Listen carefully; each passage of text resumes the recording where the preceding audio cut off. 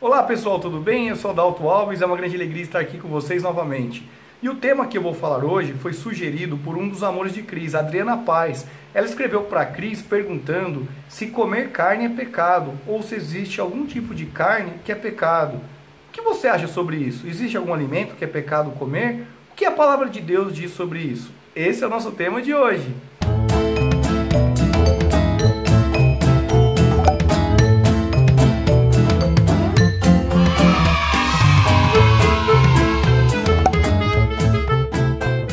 Dentre as coisas incomuns que nossa família tem, uma delas é experimentar alimentos diferentes. Então, toda vez que nós vamos num lugar, um restaurante, nós procuramos consumir alimentos que nós não conhecemos, para ter novas experiências. E uma certa ocasião, eu, a Júlia e a Cris, nós fomos numa feira de food truck. E quando nós estávamos lá, nós avistamos um food truck de comida tailandesa. E nós fomos lá, pegamos o menu e começamos a olhar para ver o que a gente ia comer. E a gente avistou ali um banner de Shiva, que é um deus que os tailandeses acreditam. E aí nós olhamos um para o outro, eu e a Cris, falamos, isso aqui provavelmente Deus não se agrada, não vamos comer aqui, vamos comer em outro lugar. E a gente acabou não consumindo ali aquela comida tailandesa e fomos provar outro alimento. Mas o que a palavra de Deus diz sobre o que podemos comer, aonde podemos comer, né? Se existem alimentos proibidos? Então vamos olhar na visão da Bíblia o que diz sobre isso. Quando a gente vai lá em Gênesis, no capítulo 9, pós-dilúvio, quando cessa o dilúvio e Noé sai da arca com os animais, Deus passa ali no versículo, a partir do capítulo 9, ele passa no versículo 3 especificamente, o que Noé poderia consumir, que diz assim: tudo o que se move e viver, ser-vos para alimento. Como vos dei a erva verde, tudo vos dou agora. Nesse versículo, ficou claro que Deus não vetou nem a Noé e nem a sua família consumir qualquer tipo de animal. Então Noé podia consumir qualquer tipo de animal com sua família e Deus não vetou, colocou que todos estariam à disposição para a alimentação de Noé. Passado muitos anos depois de Noé, Deus levanta Abraão, pai de uma nação, e Abraão foi pai de Isaac, Isaac foi pai de Jacó, Jacó teve 12 filhos, né? Dentre os filhos de Jacó, homens, teve José. E José foi governador do Egito e levou os seus irmãos, o seu pai, para morar no Egito. Passado alguns anos, trocou-se o governo do Egito e os egípcios acabaram tornando esse povo hebreu, que era ali os descendentes de Abraão, como escravos. E eles passaram por 400 anos como escravos no Egito. E aí então Deus levanta Moisés para liderar o povo hebreu à saída do Egito, que tem as 10 pragas, que muitos de vocês conhecem já essa história.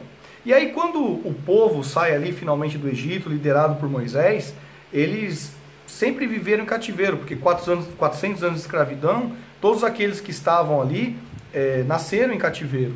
Então Deus cria ali uma série de leis para que o povo pudesse conviver, ter uma boa convivência e estar na presença de Deus. Então ali tem como se vestir, como se portar, quais alimentos deveriam comer. E quando a gente vai em Levíticos 11 e Deuteronômio 14, Deus determina ali quais são os animais que podem ser consumidos e quais animais não podem ser consumidos. E todas essas regras, essas leis que foram criadas por Deus e passadas por Moisés, era para que o povo se santificasse e se separasse dos gentios. Quem eram os gentios, né? Que nós já falamos no vídeo anterior. Gentios eram os não israelitas, povos que acreditavam em outros deuses, moravam em outras regiões. Então, todas essas leis também faziam a separação do povo de Deus, que teriam que ali viver em santidade para se apresentar ao sumo sacerdote, que era o papel do sumo sacerdote, no caso ali de Arão, que era o sumo sacerdote, que fazia a comunicação com Deus, entre Deus e a congregação. Então, no Antigo Testamento, quem fazia a comunicação entre os homens e Deus era o sumo sacerdote.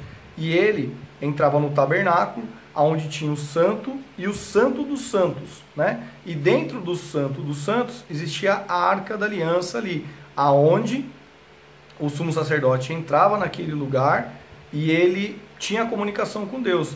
E para separar esses dois lugares, o Santo dos Santos dos Santos, existia um véu que era como se fosse um tapete mesmo, era grosso, ali o tecido, que separava ali o Santo dos Santos dos Santos. E quando Jesus, né, foi crucificado e morreu na cruz por nós, por nossos pecados, por nossa salvação, e diz ali o véu se rasgou, foi por quê? Porque esse véu que existia nos tabernáculos foi rasgado. O que significa isso? Significa que a partir dali, da crucificação de Jesus, nossa comunicação com Deus é só através de Jesus. Por isso que Jesus diz, eu sou o caminho, a verdade e a vida. Ninguém vai ao Pai senão por mim.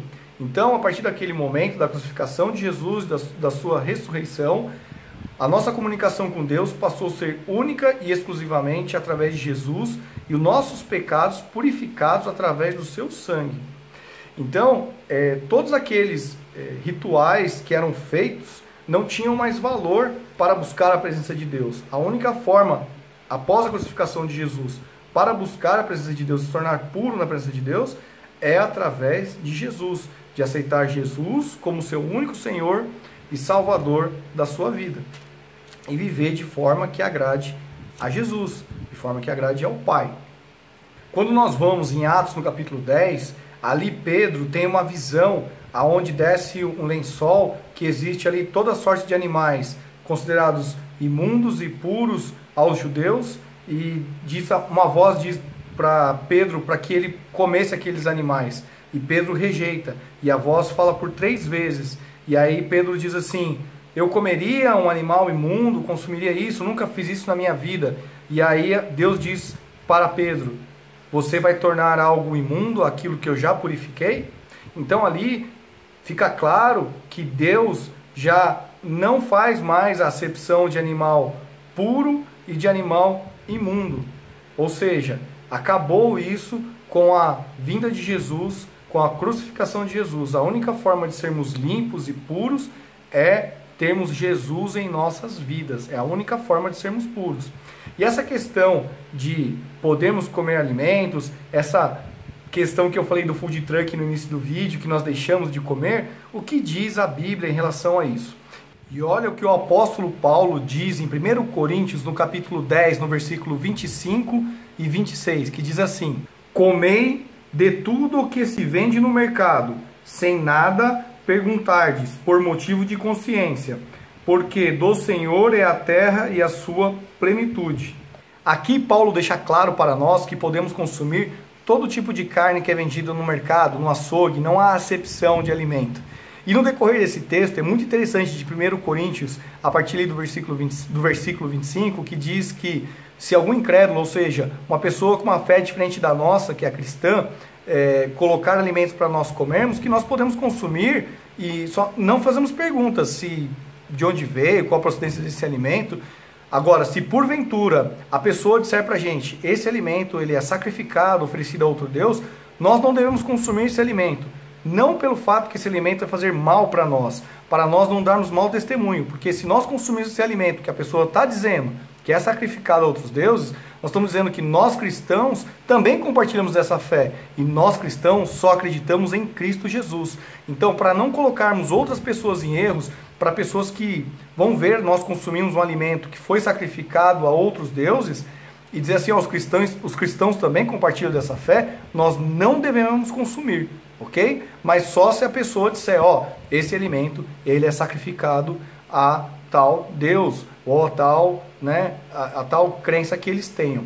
Mas nós podemos consumir qualquer tipo de alimento, nós devemos agradecer a Deus pelo alimento e consumir tranquilamente, porque dessa forma que Deus colocou para nós. Lá em Atos, no capítulo 10 também, quem tiver a oportunidade de ler, vê que Deus purificou esses alimentos e passou a não ter acepção de animais puros e impuros. Então não é pecado comer carne, não é pecado comer carne de porco, tá bom?